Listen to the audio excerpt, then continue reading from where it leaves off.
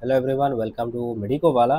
मैं आज इस वीडियो में असम का आयुष काउंसलिंग का पूरा कंप्लीट प्रोसेस बताऊंगा, कैसे होता है, डिक्लेरेशन फॉर्म क्या होता है, एंड आप लोग एनेक्सर्स एंड आप लोग एप्लीकेशन फॉर्म में होता है काउंसलिंग फॉर्म वगैरह आप लोगों को यहाँ पे पता चलेगा, है ना। तो वीडियो को स्टार्ट करने से पहले मैं आप लोगों को एक मोटा सा एक आइडिया देना चाहता हूँ, एक रफ आइडिया देना चाहता हूँ कि क्या होता है, कहाँ से क्या होता है। उसके बाद मैं नोटिस वगैरह दिखाऊंगा। पहले तो आप लोगों को बीएमएस बीएचएमएस का नोटिफिकेशन आएगा। कहाँ पे आएगा? आयुष गॉव असम का वेबसाइट में, Ayush gov dot Assam, Ayush dot gov Assam में आप लोगों को एक नोटिस आएगा फॉर डिक्लेरेशन फॉर्म, है ना, कि डिक्लेरेशन फॉर्म आप लोगों को सबमिट करना है। उसके लिए आप लोग आयुष गॉव असम या आप लोग बीएमएस कॉलेज जो है गुवाहाटी में, जो गॉव आयुर्वेदिक कॉलेज गुवाहाटी जालुकबारी में है ना, उस वहाँ पे आप लोगों का कॉलेज का वेबसाइट में भी आप लोगों का आ जाता है। आयुष के website and gov ayurvedic college के वेबसाइट में भी आ जाता है कि डिक्लेरेशन फॉर्म सबमिट करना है। डिक्लेरेशन का फॉर्म क्या होता है आगे दिखाऊंगा। एंड डिक्लेरेशन फॉर्म सबमिट करने के बोला जाता है, कहाँ पे बोला जाता है? गॉव आयुर्वेदिक कॉलेज में जाके ऑफलाइन आप लोगों को एक बॉक्स होता है, एक बॉक्स होता है ऑफिस के सामने, वहाँ पे आप लोगों को सबमिट करना पड़ता है। वो भी ऑफिस आवर में, कभी भी जाओगे तो कभी भी नहीं मिलेगा, उसके लिए नोटिफिकेशन आएगा, है ना। उसके बाद आप लोगों का क्या होगा, वहाँ से बीएमएस का काउंसलिंग के लिए नोटिस आएगा। कहाँ से? गॉव आयुर्वेदिक कॉलेज की वेबसाइट में आएगा, या आप लोग आयुष के वेबसाइट से भी आएगा फॉर बीएमएस। एंड लोकेशन भी बीएमएस का काउंसलिंग का गॉव आयुर्वेदिक कॉलेज जालुकबारी में है। एंड बीएचएमएस के लिए कहाँ से आएगा नोटिफिकेशन? वो भी आयुष से आएगा, पर काउंसलिंग कहाँ पे होगा? वो जो एसजेएन होम्योपैथिक कॉलेज जो है ना, वो पंजाबारी में है, गुवाहाटी पंजाबारी में है, गुवाहाटी पंजाबारी में है, वहाँ पे होगा बीएचएमएस का काउंसलिंग।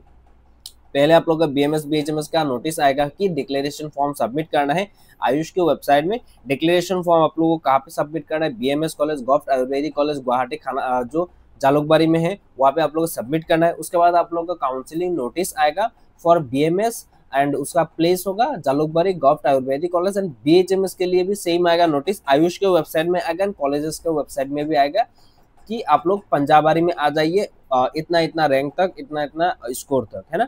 तो आ जाइए, आपका काउंसलिंग प्रोसेस वहाँ पे होगा। वहाँ पे जाने से पहले आप लोगों को 500 रुपीज़ चालान भी देना पड़ता है, 500 रुपीज़ चालान देना पड़ता है। वो कैसे दिया जाता है? जब भी नोटिस आएगा मैं आप लोगों को बता दूंगा, या मेरा प्रीवियस ईयर का एक वीडियो देख सकते हो। जब मैं लास्ट ईयर भी नया नया वीडियो बनाना शुरू किया, उस टाइम पे भी मैंने चालान का वीडियो बनाया था कि 500 रुपीज़ चालान कैसे देता है, ये काउंसलिंग फी होता है ना। तो वो 500 रुपीज़ चालान देना पड़ता है। वो काउंसलिंग में जब जाओगे उसी टाइम लगता है, आगे नहीं लगता है। तो चलिए, डिक्लेरेशन फॉर्म क्या है मैं आप लोगों को बताऊंगा। उसके पहले मैं कुछ सीट मैट्रिक्स बता देना चाहूंगा।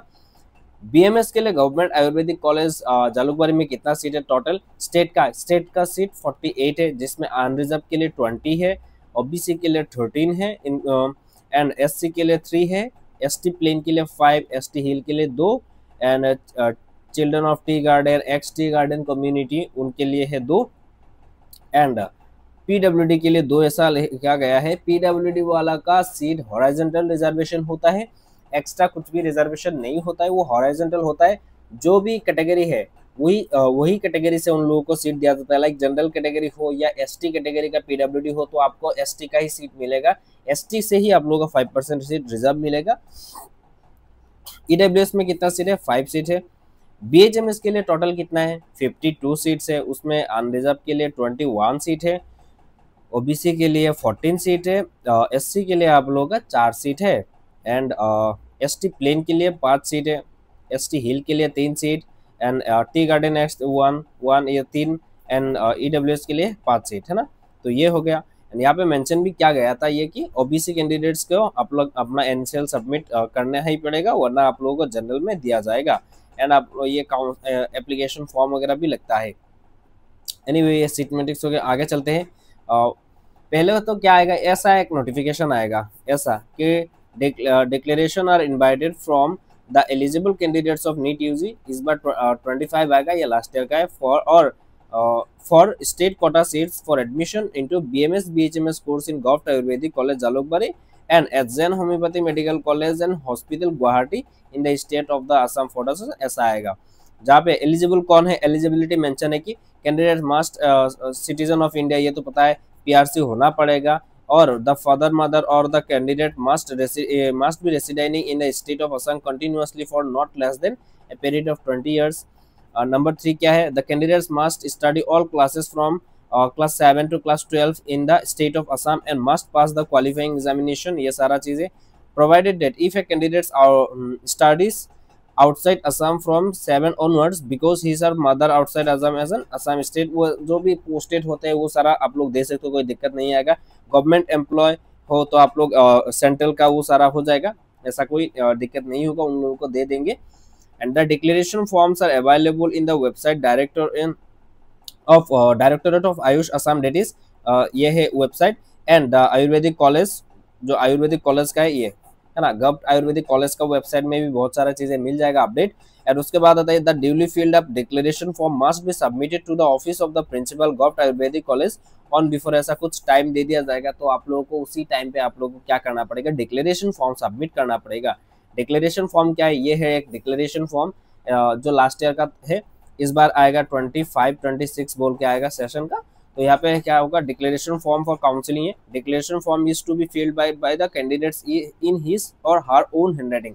आपका खुद का हैंडराइटिंग से आपका ये फिलअप होना पड़ेगा, जहाँ पे आपका नाम, mother name, father name, address, यहाँ पे फुल एड्रेस देने को बोला गया है कि विलेज से लेके पोस्ट ऑफिस, पुलिस स्टेशन से लेके सभी चीज़ आप लोग यहाँ पे लिखना पड़ेगा.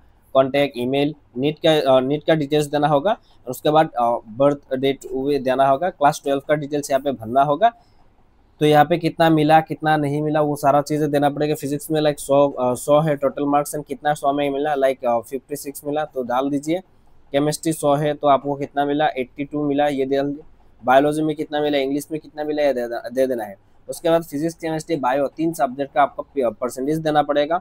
उसके बाद ये आप लोग फिल करके आप लोग कैटेगरी आपका जो भी है कैटेगरी आप लोग यहाँ पे दे के आप लोग क्या करोगे, ये सारा चीज़ें फिल करके परमानेंट रेसिडेंट हो कि नहीं, if yes period of schooling in Assam, whether the applicant studied in Assam और नॉट, ये सारा आप लोगों को अच्छे से फिल करना. आपका जो भी है, वेदर फादर और mother is officers of all India service, यदि गवर्नमेंट जॉब के लिए आउटसाइड में गए हैं तो आप लोग ये सारा चीज़ें कर सकते हो.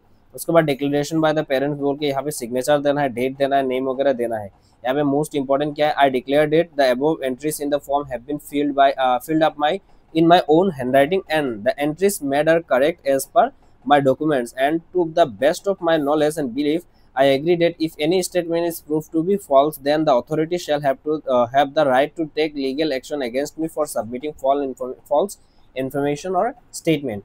तो आप लोग अच्छे से ध्यान से सारा चीज़ आप लोग फिल करके देना पड़ेगा. ये है डिक्लेरेशन फॉर्म, ये आपको सबमिट करना पड़ता है गवर्नमेंट आयुर्वेदिक कॉलेज जालुकबारी में. ओके, उसके बाद आते हैं एनेक्सर्स के लिए. एंड एप्लीकेशन फॉर्म क्या होता है, ये आप लोग एप्लीकेशन फॉर्म देख सकते हो. ये एप्लीकेशन फॉर्म आप लोग हर बार सेम ही रहता है, ऐसा कोई चेंजेस नहीं होता है. जहाँ पे आप लोगों को पूरा वो काउंसलिंग के टाइम पे लगता है, काउंसलिंग के टाइम पे लगता है. ये डिक्लेरेशन फॉर्म दे दिया, उसके बाद काउंसलिंग नोटिस आएगा. काउंसलिंग नोटिस आने के बाद काउंसलिंग होगा.